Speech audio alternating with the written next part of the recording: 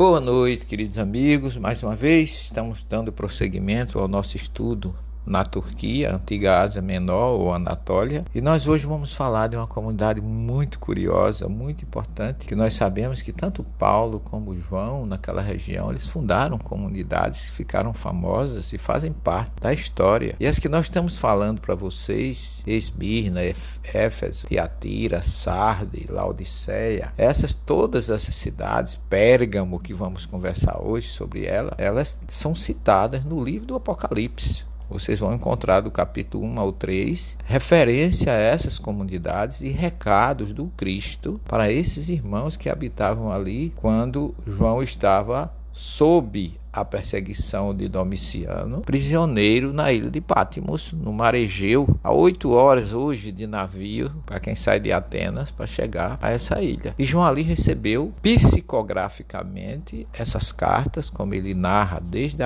o início do Apocalipse, que ele estava recluso, quando foi levado, desdobrado ao espaço para receber essas mensagens magníficas e tão importantes, históricas e referenciais para nós cristãos. Então a carta da comunidade de Pérgamo, ela é muito curiosa, porque Pérgamo ela tinha a comunidade lá no alto, era uma das cidades mais importantes daquela região da Ásia Menor, e a sua riqueza, templos e beleza só eram superados por Éfeso, porque Éfeso, amanhã, se Deus quiser, vamos falar sobre Éfeso, para a gente entender a riqueza também, o apogeu, a importância daquela cidade. No século I, a parte alta ou central da cidade de Pérgamo já não era suficiente para acomodar toda a população, ou seja, ela crescia, e foi aí que João foi implantar o seu ministério, a sua mensagem. E como lá em cima é bonito, lá é alta, uma montanha imensa, as cidades eram construídas assim por questão de dificultarem os invasores, os conquistadores a tomá-las, né? E como a parte central da cidade já não era suficiente de Pérgamo para acomodar toda a população, ela começou a crescer pelo vale até Asclepion. Guardem esse nome, porque a gente vai, se tiver tempo, falar alguma coisa a respeito dele. E lá no vale, quando a gente chega, a gente se surpreende, curiosamente. Primeiro a gente visita o chamado Asclepion. A história de Pérgamo iniciou ou tem origem na morte de Lisímaco, um dos generais do grande Alexandre Magno, ou Alexandre o Grande. No ano de 281 a.C., quando Lisímaco morreu, na batalha do Curupedion contra os Seleucidas, Filetério, governador de Pérgamo, assumiu o controle da cidade e se apoderou de um grande tesouro que usou para melhorar a cidade. Muito bem, esse ponto é só para situar vocês sobre como essa cidade surgiu. Mas ela continuou crescendo e na época de Átalo III, que não teve herdeiro, provavelmente se deu conta que o fim de Pérgamo era inevitável. E para evitar uma guerra de sucessão, doou ou legou o seu império a Roma e morreu no ano de 133 a.C. A cidade cresceu. A conquista romana trouxe um impulso muito grande àquela cidade, porque ele trouxe construtores experientes, levantaram aterros, saneamentos. Quando a gente chega em Éfeso hoje, a gente fica preocupado. Não só em Éfeso, mas em Pérgamo, Éfeso, Sardes, a gente fica impressionado como naquela época os trabalhos, o serviço de saneamento era imenso. Onde Roma chegava, ela levava progresso. Em Pompeia é a mesma coisa, a gente encontra fontes, encanamentos de terracota daquela época em Laodiceia, por onde a gente passa. Então isso significa o progresso que Roma trouxe. E ali a gente visita um hospital chamado Asclepio, que representou o primeiro grande centro de tratamento da cidade de Pérgamo. Foi construído no século IV a.C. e um dos grandes mestres da medicina, Galeno, foi médico lá. Ali eles tratavam, curiosamente, os doentes de uma forma mediúnica. Eles utilizavam água. Existiam os chamados sacerdotes médicos de Asclépio, que esses sacerdotes, eles criaram ali, o hospital era um hospital pronto para quem chegasse ali não morrer. Para chegar ali, você tinha que chegar com seus pés, porque eram doentes mentais. Daí a curiosidade de ter surgido a medicina ali com o símbolo da serpente é muito profundo e curioso e enriquecedor que a gente encontra ali, porque os doentes que chegavam ali na entrada, para chegar no Asclepio, tinha uma placa, um corredor assim com uma entrada com uns 800 metros, e tinha uma placa escrito: aqui a morte não tem licença de entrar. O que significava que o doente tinha que vir caminhando, porque a doença não era física, era mental, e eles se submetiam a tratamento de várias naturezas, desdobramentos, sonambulismo, curas imensas eram feitas ali. E os Asclepíades, que eram os sacerdotes, eles fizeram um túnel com janelas. No túnel tem uma fonte, o doente já ficava recebendo tratamento pela água, o barulho da água, o glu-glu das águas aliviava, suavizava a agitação. Eles caminhavam num túnel por debaixo do chão, com janelas para fora, eles não poderiam ter acesso ao médico que o curava, e à medida que eles caminhavam naquele túnel, porque eles iam para um local chamado Telésforo, que era um dormitório. Então eles caminhavam aqueles 800 metros ouvindo o sacerdote dialogando com eles, acalmando. Ali eles dormiam, colocavam os pés nas águas, tudo era um tratamento de toda a natureza. Até com terracota, né? Aquele barro especial que fazia essa terracota, era um barro medicinal que eles colocavam também, faziam todo tipo de ação ali. Mas no Telésforo era interessante porque ali eles dormiam e sonhavam com o Deus, né, Asclépio, que vinha trazer para eles o tratamento, e eles se curavam. Essa é só para vocês terem uma ideia de como é importante esse local, assim, do ponto de vista espiritual, onde João esteve.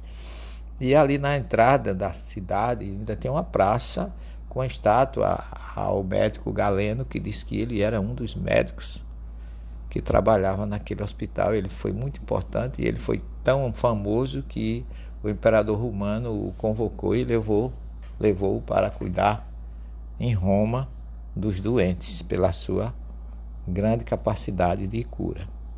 Pois bem, Jesus deixou, através de João, uma carta para aquele povo também, que nós vamos ler rapidamente para vocês terem uma ideia da mensagem que foi enviada. E ao anjo da igreja que está em Pérgamo, escreve: isto diz aquele que tem a espada aguda de 2 gumes. Sei onde moras, é onde está o trono de Satanás. Tu, porém, seguras firmemente o meu nome, pois não renegaste a minha fé, nem mesmo nos dias de Antipas, minha fiel testemunha, que foi morto junto a vós, onde Satanás habita. Tenho, contudo, algumas reprovações a fazer. Tens aí pessoas que seguem a doutrina de Balaão, o qual ensinava Balaque a lançar uma pedra de tropeço aos filhos de Israel, para que comessem das carnes sacrificadas aos ídolos e se prostituíssem. Do mesmo modo, tens também tu pessoas que seguem a doutrina dos nicolaítas. Converte, pois, do contrário, virei logo contra ti para combatê-los com a espada da minha boca.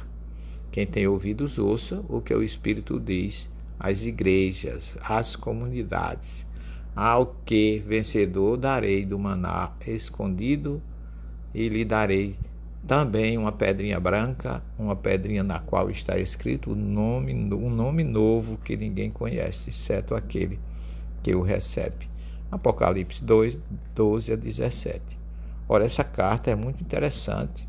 Ela faz alusão a Jesus como que tendo uma espada de 2 gumes, uma alusão também que se encontra na Epístola de Paulo aos Hebreus, pois a palavra de Deus é viva, eficaz e mais penetrante do que qualquer espada de 2 gumes.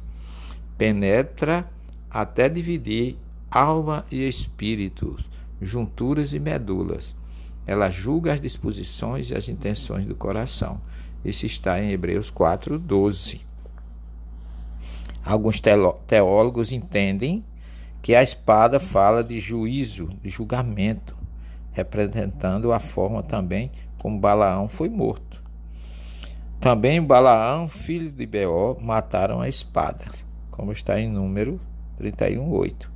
Isso serve como exemplo do que Deus fará no período da tribulação. A sua palavra efetuará o juízo. Quando João se dirigiu a essa comunidade, em sua terceira carta, a cidade era um dos centros pagãos mais importantes da região. No momento em que João escreveu a carta, havia uma estátua do divino Augusto no local do templo de Ateneia, no alto da Acrópole, e também uma estátua da deusa romana. Essas estátuas eram ídolos pagãos, ao quem entendemos que Jesus chama de Satanás, que na verdade é opositor, antagonista. O altar de Zeus, que era o deus grego maior, de onde surgiu depois Deus, cujas paredes estavam decoradas com batalhas dos deuses gregos com os gigantes, também se encontrava na Acrópole. Então, João elogia os cristãos de Pérgamo por não haverem abandonado a sua fé, apesar de estarem assim envolvidos ou rodeados com tantas pressões que eles viviam pela força de Roma e da idolatria que proliferava ali, inclusive com deuses gregos de toda a natureza. Asclépio era o símbolo era a serpente. Em todo canto na Grécia a gente encontra a estátua de Asclépio. E nós observamos que ali muitos foram sacrificados, muitos sofreram perseguições. E essa carta vem alertá-los que eles permanecessem fiéis, porque eles estavam realmente sendo atacados, ou tocados, ou de uma certa forma, estavam impondo de todos os lados fé pagã para eles, mas que eles perseverassem, porque a palavra dele era que, com certeza, era mais importante.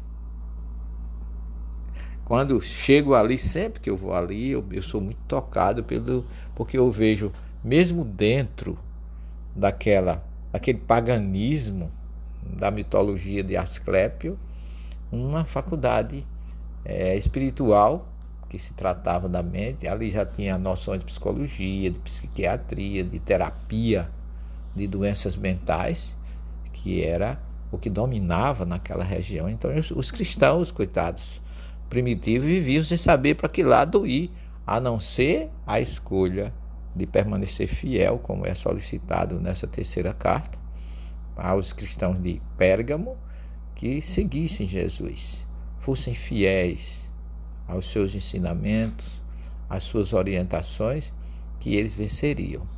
Então nós temos assim mais uma experiência rica de história, de geografia.